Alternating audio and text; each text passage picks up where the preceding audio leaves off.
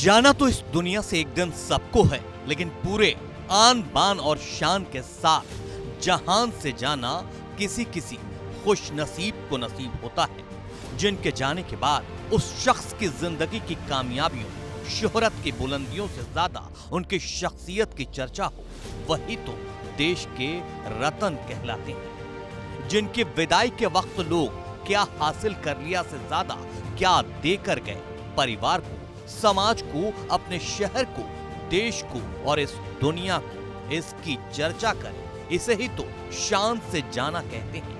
चंद लफ्जों और कागज के चंद टुकड़ों में रतन टाटा की जिंदगी को समेट पाना नामुमकिन है। देश के इस रतन ने लाखों लोगों को जीना सिखाया, करोड़ों की जिंदगी में खुशियों के रंग भरे। जो सरबुलंदियों पर पहुंचते हैं, उनके जिंदगी के फलसफे भी थोड़े अलग होते हैं। वो कहते थे, इस दुनिया में इंसान को सिर्फ एक ही चीज असफल बना सकती है, वो है जोखिम न लेने की आदत। रतन टाटा का कहना था, जोखिम न लेना सबसे बड़ा जोखिम है। जिंदगी के हर कदम पर रतन टाटा ने जोखिम लिया भी और साथ वालों को जोखिम लेना सिखाया भी, जिसका नतीजा दुनिया ने देखा।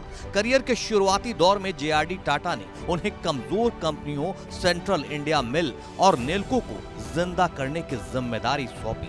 जैसी उम्मीद थी उससे ज्यादा कर दिखाया। 3 साल के अंदर ये कंपनियां प्रॉफिट कमाने लगी। ये उनकी जिंदगी के फलसफे के कामयाब होने की शुरुआत भर थी। किस्से तो हजार हैं। रतन टाटा एक और चीज कहते थे, मैं सही फैसले लेने में विश्वास नहीं रखता, मैं फैसले लेता हूं और फिर उन्हें सही साबित करता हूं।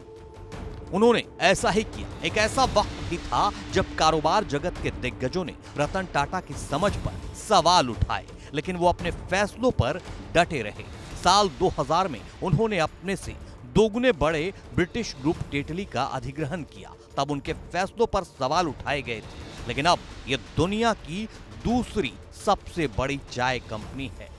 बिजनेसमैन तो दुनिया में लाखों हुए हैं, लाखों होंगे भी, लेकिन जेंटलमैन तो रतन टाटा ही थे, जो जिंदगी में कभी पैसों और शोहरत के पीछे नहीं भागी, बल्कि इन सब ने सांसें चलने तक इनका पीछा किया। लेकिन इन्होंने जो हासिल किया उसका बड़ा हिस्सा मदद में लगा दिया। देश की सबसे ज्यादा सीएसआर वाली कंपनियों में टाटा अव्वल नंबर है। आज देश के रतन को टाटा कहते करोड़ों आंखें नम हैं। एक खामोशी है, एक बेचैनी है, जिसे देखकर नौजवानों को हौसला मिलता था, बेसहारों को किसी के होने का एहसास जिंदा था। नए बिजनेसमैन में रतन टाटा जैसा जेंटलमैन बनने का हौसला जगता था। वो सब आंसू बहा रहे हैं। कहानी खत्म हुई है एक नए किस्से के साथ। अलविदा नहीं, आपको बस टाटा रतन।